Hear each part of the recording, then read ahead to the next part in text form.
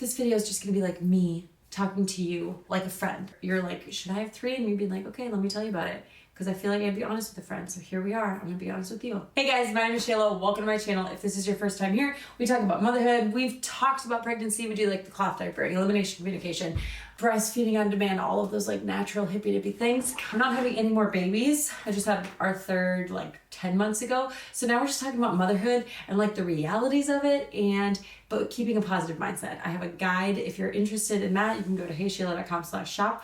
Today, I'm doing a honest Q&A about having 3 after 10 months. I have so much to say about this because I feel like this is such a huge decision that people are like stuck on. Like, should I have another one? Should I not? What should I do? Blah, blah, blah. There's a lot of factors. There's a lot of things, and everyone answers differently. They're like, oh, this transition was the hardest. The next person's like, no, this transition was the hardest. So which is it? I've like kind of dissected it a little bit. But before we get started on everything, I'm gonna talk about the sponsor, which is Element. Element is an electrolyte company. They have sodium, magnesium, and potassium. They just came out with this lemonade and it's all I want to drink. It's so tasty. I feel like electrolytes are becoming very, very popular, and I think that's a good thing. I feel like we need to remineralize our body. We're drinking lots and lots of water, but we need to have the electrolytes in there to help us retain the water and not just have it go right through us. It's just gonna remineralize your body. It's like my afternoon pick-me-up. Just like revives me at the end of the day. So if you are wanting to try an electrolyte, I would recommend Element, and I would recommend this lemonade flavor. It's just like subtle. So if you're just like, I want a little something, something, try the lemonade. I like the grapefruit and the citrus because I kind of like light, tangy flavors. Citrus is borderline like virgin margarita because it's like a salty citrus. Another underrated one is the unflavored. Unflavored, you're not gonna put in your water because it'll be like salty water. I've tried it, it's fine. You're gonna put it in like your protein shake. If you use the link drinklmnt.com/heyshayla, you'll get whatever flavor you chose, plus you'll get a free sample pack. So let's get started. On my Instagram, I was like, hey, I'm doing a Q&A on my YouTube. So we got a lot of questions, and I would say the number one question was, what is the hardest transition? I don't think it's the number of children that make this hard. I think the age gap is a factor, a big factor. If you're having 3 under 3, that's different than having 3 under 7, right? I think their personalities make a huge difference, and I think just like your general outlook, right? So I wanted kids close together. That means that I was gonna embrace the suck of having them close together in the little years, because then they'd be together through their lives. So for me, the hardest transition was from 0 to 1. But I went from traveling full time to like COVID and a baby. And I was just like, what is life to be this responsible for someone? Because I kind of like try to do this intuitive parenting. What's intuitive for me was like being with my kid all the time, which was really intense. And I was like, this is too much, but also I don't want anything else. So it was complicated. I think I had postpartum depression because my second came in just like a little angel, and she was just so chill. All my babies have been happy and chill. Then my third came, and this is the second hardest transition, I think. I would say it's my hardest now, but I feel like I'm having to do retrospect about my first because that was difficult. This was hardest because of the age gap, because my kids were so close together. So my kids are approximately 2 years apart. The first 2 are like exactly 2 years apart. The second 2 are 2 years and 3 months apart. Being almost a year in, I can already see the difference in these 10 months of my first oldest 2. They can go to the bathroom by themselves. They can put their shoes on by themselves. One of them can buckle themselves in the car seat. So I was on the fence about, do we have 3 or 4? And I am 35 now, and I know people are having babies in like their 70s, but I was like, I don't really want to go beyond like 35, 36. So I was like, if I do it every 2 years, I would have my 4th at 36 if we stayed on track for that. Like even pregnant with my third, I was like, I think this is my last one. Then once he was here, I was like, this is my last baby. Can't do pregnancy with more children again. I can't do postpartum again. I can't do, and I feel good. I feel complete with 3. Like this feels like it feels crazy, but it was the right choice for us. So the hardest transition for me was number 1. The second hardest transition was number 3. The easiest transition for me was 1 to 2, and a lot of people have different answers about that. But my second is the lover who like needs contact and support. My first is like off doing her own thing. So a lot of people might have opposites. It just depends on the personality. So get to know your kid's personality. And some people are like, should I wait till I feel like things are more manageable? Yes. Some people are gonna say, well, it's never a good time. No, I'm telling you, had I known that I was gonna stop at 3, that's where I was going with this, I would have spaced out it a little bit more. So I would have had the 2 years apart, and then this one maybe would have been 3 years apart. And that I think would have been more manageable. Like if I was pregnant about to give birth in a couple of months, so it would be 3 years, I feel like my kids would understand having a baby more, just more independent, and it would have been a little bit easier. I also thought if I had 4, it'd be fun to have like the 2, a bigger gap, and then the second set of 2, I guess. That being said, this is just a rambling video. Now that we're a year in, I'm like, all right, well, we're basically through that. I'm glad that they're close together. So like, I think it's fine. I think it'd be fine to have a bigger gap just for like manageable wise. But if you want your kids close together, you just know that you're going to be going through it for pregnancy and postpartum, then you'll have kids close together. But if you don't care about the age gap like I did, then I would say do a gap. Another big question. So people ask me if I regret having a third. No, I do not. Sometimes I'm like, what did we do? Because the first 2 are like playing independently together. They're like doing their own thing. And I'm like, what did we do? But we wanted 3. And so this is just what we had to do. And this is what we've done. We are ultimately very, very glad we're doing it, even though it's hard. Hard doesn't mean bad. That's like my new motherhood motto. Hard does not mean bad. So no, I don't regret it. What is the best part? I love this because a lot of these questions are like fear-based and like worrisome. And this is like, well, what's your favorite part? My favorite part is their freaking relationships. I wanted 3 girls because I was thinking about 3 sisters. I didn't think about my relationship with my son. I was like, oh, 3 sisters, that'll be so fun. Their relationship is so fun. The first 2, amazing. The second 2, they're like these little, they like make each other giggle, and it's just like the best to see them all interacting and playing with each other and just like presenting like, this is my baby brother.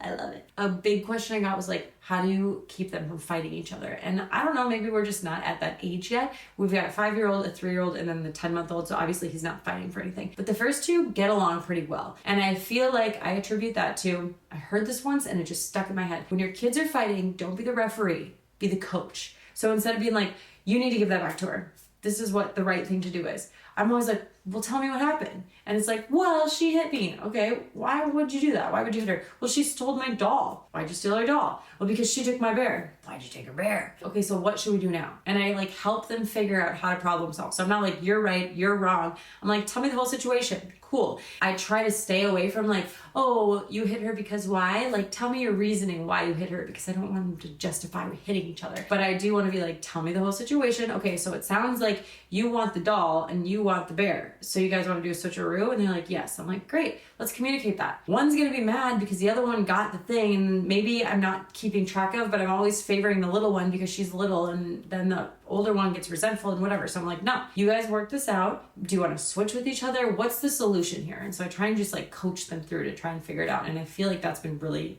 beneficial. I would say the hardest part about having 3, and another reason why I would do a gap, is because they all need something. So in the morning time, it's like diapers need to be changed. I have to go to the bathroom. She has to go to the bathroom. They're hungry. Oh, they want to get their toy from downstairs. I have to open the gate. I have to do, it's like constantly like one thing. And so I started saying, I can only do one thing at a time. What should we do first? Should we do breakfast first, or should we change your outfit into your clothes first? Okay, let's go change your clothes and then we'll go make breakfast. Another thing, I'm trying not to do like the, if you don't do this, we're not gonna go do this. I heard sequencing, just talk about sequencing. And I was like, what does that even mean? Sequencing, instead of going, if you don't get out of your car seat, we're not gonna go to the park. You say, first you need to get out of your car seat, then we can go to the park. My brain melted when I finally understood what sequencing meant. Just telling them what needs to happen. When you do this thing, then we're gonna go do this thing. I'm not gonna take away, you just have to get this done so we can go do this. I feel like this is like such good info. Another common question was me time and like childcare. We do not have the village that is like coming and hanging out all the time. A lot of our childcare is paid for. I have 2 to 3 mornings, usually 2 a week for 5 hours that I get my time. It usually looks like this. Hello, welcome. Here are the children. He's gonna go down in about 2 hours. So at 2 hours, I go upstairs, I put him down for his nap because I nurse him to sleep, come back down, that's where he's right now. The girls are out at the park, then they're gonna come back, he'll wake up, they'll be with him for a little longer, and then I'm done. Do I get a lot of me time? No. And that's where mindset comes in. I have accepted that in this season, and this is something, if I were to give my number 1 piece of advice for somebody about to have 3 is like, it's not like this forever. Because I will get caught up on like, oh, the neighbor just had a baby and I didn't bring them over or anything. Or like, I can't go golfing, or I can't go to dinner with my friends because we co-sleep and I have to put the baby to sleep and I'm not gonna be able to go out at like 7 p.m. Or like things where I get kind of down because I'm like, oh, I can't do this right now. It's okay. I cannot be the person that I want to be right now as far as like being there for other people, but I can be the person I want to be in this house. So I'm going to be very attentive to my kids. I'm going to be teaching them things. I'm going to try and feed them as well as I can. I'm going to give myself grace. Our house isn't going to be perfect. We're going to work together as a team. Like, we are a unit. I'm not dictating everything. Like, just the mind frame around how life is right now does not mean that this is how we are forever. I'm going to show up for my pregnant and postpartum friends, or maybe my children and their friends. I will be the person who shows up for that when I have the capacity for it. Right now I don't. And accepting that has been the biggest release of just stress. Somebody wrote in the Q&A, when do you shower? And I was like, if this is not the epitome of motherhood, somebody asking another mother, when do you have time to shower? I had a friend the other day be like, when do you have time to have sex with your husband? And we were brainstorming on how we managed to get that done. And it's nap time or before bedtime. Here guys, watch a quick show before bedtime, because sometimes one of us falls asleep and then the other one's just yo, we had this scheduled, this was on the calendar. Not actually. And I'm not talking full-blown in your 20s sessions. I'm talking we're parents of 3 and we are efficient, trying to be as PG as possible here. But when do I shower? I shower when the kids are sleeping. I shower during nap time. I'll put my kids in front of the TV. That's another question. How do you nap your kids with the other ones? TV.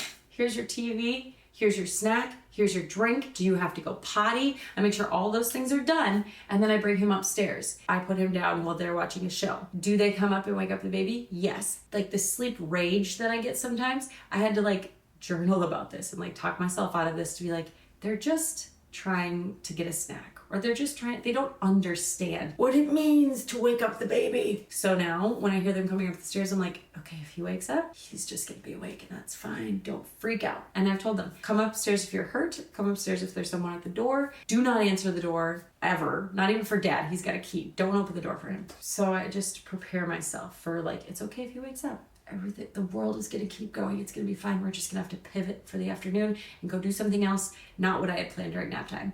And then another question is, how do you manage to still connect with your older kids when there's 3 of them? And I think that is one of the biggest reasons why I would have preferred a larger age gap, because I don't feel like I get to meet everyone's needs right now how I want to.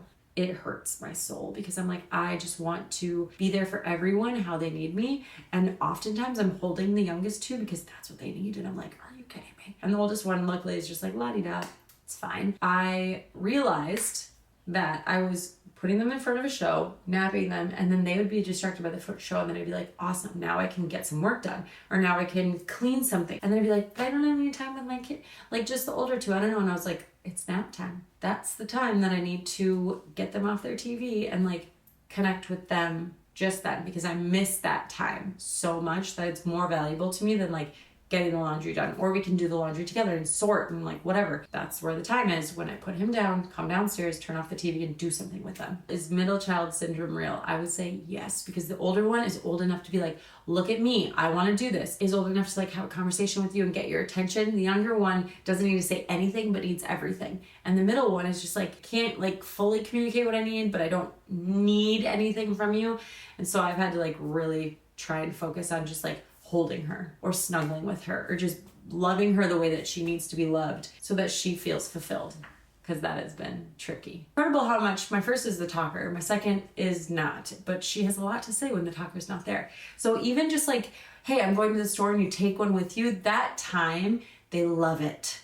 They love it. And it's so hard with 3 to get that one-on-one with them, but it's so much fun when you're able to. Another question was, how do you get out with all 3? There's a window in the first 4 months where the baby just sleeps wherever they are. Once they hit 4 months, they get the adult sleep cycle. So they have the light sleep where they actually get woken up. Before that, they just sleep wherever. So get out as much as you can in that first 4 months after you've recovered. Give yourself time to just chill and recover. We have a Honda Odyssey. I bought this car when I was pregnant with my second because I was committed to the 3 or 4 kids, which I'm glad I did.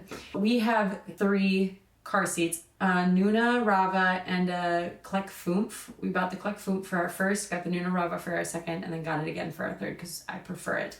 It's easier to adjust. It's great. Those all 3 fit across. I have the oldest in the middle facing forward, the second child behind the driver's seat reverse, the third child behind the passenger seat reverse. I've seen people use that third seat, that third row, and then just have it open in the middle, but I like being able to hand them things or whatever. My first can climb in, buckle herself in, game changer. Then I usually just have my second like wandering around while I go put the baby in, he's in, come back, get the second one in, and then buckle myself in. I always race them. Can you beat mom? I used to have them against each other, and then I was like, I don't want them against each other. I want them to work together. Sit down, you guys are gonna beat mom, let's go. It can be a lot, and I feel like just with one kid, I'm like, it's so hard to just go to Target because you have to get them in their car seat and out of their car seat and blah. And I did not like it. The more you do it, the easier it gets. Everybody just kind of gets it.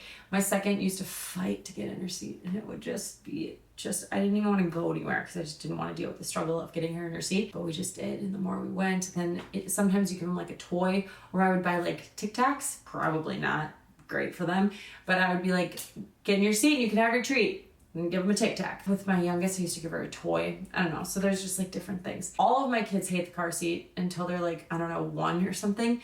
They just cry. So I always am like, maybe it's the infant seat. And I move them to a convertible seat like ASAP. Never helps. Somebody wrote, how do you accomplish anything from a mom of 1? I literally made a reel about this because when you have 1, you're like, I did nothing today, but I didn't stop moving. You just don't understand how you could do more. And it's just different. Like, you're not able to act with your second and third the way you did with your first because you have more children, because you have more things. But like your first gets your undivided attention. For me, they got a postpartum depression mom who was super anxious about sleep, but like very attentive and like very needed to make sure that she could do all the developmental things. My second got like a much more relaxed mom. She lived in the carrier, and I was like, you're not getting this like one-on-one attention, but you're literally seeing everything that I'm doing all the time. You have the comfort of me right here. Like, you are being supported as well in a completely different way. And then my third, he just likes to wander around and do all the things, and he has the other kids to interact with them too. So they just are all different. So I let go of that guilt. Like, some things keep me up, that doesn't. Just is different, it just is. Someone said if I had a boy-girl first, would I have gone for the third? Yes, I wanted 3 girls. So when I found out I had a boy, I was like, wait, what? So the gender didn't really matter to us at all. Oh, what if you had a girl? You'd have to go for the 4th. And I'm like, what? No. How long did it take me to find the flow? For me, the first year is the hardest. I would say the first 4 months is pretty easy, but from 4 months to 12 months, it's challenging for me. Because we do co-sleeping and breastfeeding on demand, and like their sleep is all over the place. It's just completely unpredictable. It's just hard. You sit down at night and then like 30 minutes later the baby wakes up and you're like, okay, I got him back to sleep. And then you go back downstairs and the baby wakes up and you're like, I just want to spend time with my husband. I feel like after a year their sleep gets more predictable. What they do gets more predictable. They just change so much in the first year. And I know people who are the exact opposite that are like, the first year is the best. I'm like, just get through the first year and a half. It'll be great. Somebody's like, what's something that you had to let go of? My house. I had to let go of the mess. My husband is like, what are we living in? And I'm like, okay, I don't want them on screens. So the fact that they're washing the windows with our dish brushes, fine. The fact that they've got paint all over the backyard, fine. I'm just gonna let things unravel because they're exploring and they're doing their things, and I'm not gonna like constantly clean up after them. But then I do need to remember to like clean up. He's really good at the cleanup part, and he's like, or I will clean up. I'm like, okay, he's coming home, I'm gonna clean up everything. And then he comes home and he's like, does it feel chaotic in here? Does it feel clean? He's like, chaotic. I'm like, you would have really felt that way like 2 hours ago because I've been cleaning like a crazy person. I just have accepted the mess. I think because I feel like it's good for them. It's like developmental, like it's good for them to get messy and deal with the consequences of now having to get in the shower or like hosing off or whatever. I just think it's good. Do my floors need to be like clean, swept, and mopped? Yes. That's not developmental. That's just the craziness of having a big family. I literally cannot comprehend people who have 10 kids. I do not understand it. And maybe it's just because I have so much pressure on myself to like be super intense with them. That's my biggest heart hurt, is that I'm like, I don't think I'm being as attentive to them as I want to be. Here's like a huge tip though for toys and clothing, because I have theirs in like one of those Target cube shelves or IKEA cube shelves with like the bins. And I literally go underwear, swimsuits, shirts, dresses, pants. This is one kid's side, this is the other kid's side. I'll have to get another one for the third kid right now. It's just in a bin. Whatever. So I just throw it in there. Sometimes it all ends up back on the floor because it's like Montessori that's accessible to them. So it just becomes a mess. But then I just throw it all back in. It makes it really easy. What was my point? Oh, when this starts to just like overflow and there's constantly clothes on the floor, I'm like, we need to start going through this. So we pull it out. Here are your pants. What are your 3 favorite pants or 5 favorite pants? Put those in, the rest go downstairs. Do the same thing with toys. When toys start to feel unmanageable, like they're constantly out, they're constantly everywhere, we need to go through it. And I used to just donate and throw them away right away. And then I was like, you know what, I don't have time to do that. I threw just a bunch of stuff I knew they weren't playing with in a bin and put it upstairs. They never noticed it was gone, but they did ask for things sometimes. So then I'm like, did I just start the easiest, laziest toy rotation of all time? These are still toys that you like, but you're not playing with right now. Put them in a box, get them upstairs. That way this is manageable and they play with these toys more because they're like easy. You can see them, you can play with them, it's easy. And then we go upstairs and it's like brand new toys. So I just like bring some of those toys back, or I'll make them trade. Grab something you're not playing with and you can go get something upstairs in the bin. And then they trade things. So they constantly have new toys. And we don't have the mess. But sometimes like things just keep leaking down. And then I'm like, okay, we're back to like, here are your 20 Barbies. Pick your favorite 10. And they'll just take the other 10 and put them away because they just end up being clutter. And then they're new again. Okay, you see what I'm doing here? Laziest toy rotation hack.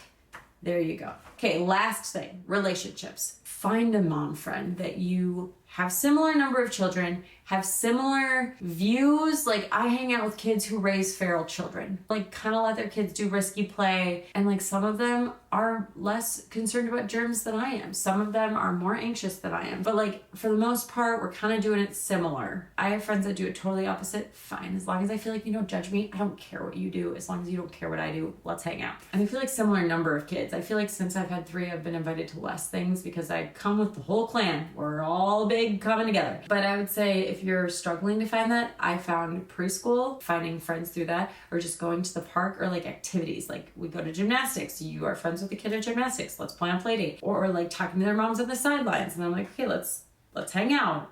Or if they talk about a certain kid a lot, that's how I do it. Either it's through the friends that they're interested in, because I think it's good that the kids can play well together, and then like kind of befriending their moms.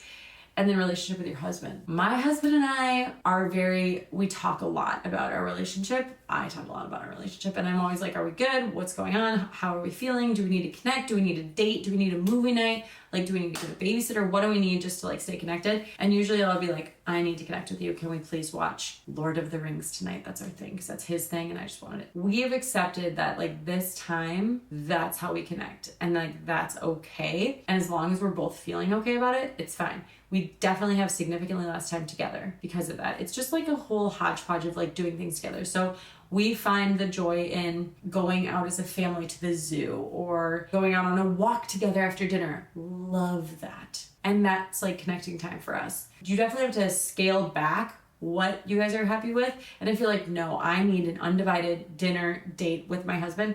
Get it on the calendar, get your babysitters. Like, do whatever you need to do to make that happen. But also just accept like your kids are not going to need you like they need you right now forever. And it's not going to be like this forever. And it's going to change and it's going to be fine. So like accept the circumstances as they are now, and then just know that it's going to change. So food. Making meals for my family is the bane of my existence. I'm not good at it. I'm like a snack all day kind of person. I'm trying to like do more meals, but it's hard to plan, to shop, to cook. So I've accepted again. In this time of life, we're gonna eat the same meal probably once a week. Like there's gonna be a staple that this is what we eat once a week. And if I'm rotating meals and I'm like, well, we just ate I don't care. Breakfast, I've like, we're doing the same breakfast every morning. Let's do eggs, avocado toast, and whatever. And if they're really not feeling it, cool, then we're gonna do like a French toast, or we're gonna do like the pancakes. I do like 1 banana, 2 egg pancakes, or a smoothie. We can switch it up. This is just breakfast. It's gonna be the same every morning. Make it easy. Lunch is kind of like a snacky lunch usually. And then dinner I just have to like figure out. So, and then I go on like things where I'll do the pre-made meal, like factor meals for like a couple weeks. And then I'm like, okay, I have some ideas. I'm gonna make my own, and then I'll do that again. But it's just, ChatGPT is very helpful for this, but meals are the bane of my existence. And somebody was like, how do you not have the same snacks every single day? And I'm like, what's wrong with having the same snacks every single day? I hope this was helpful for you. If you agree with any of these things or you disagree, I would love to hear it in the comments. I will see you guys all next time.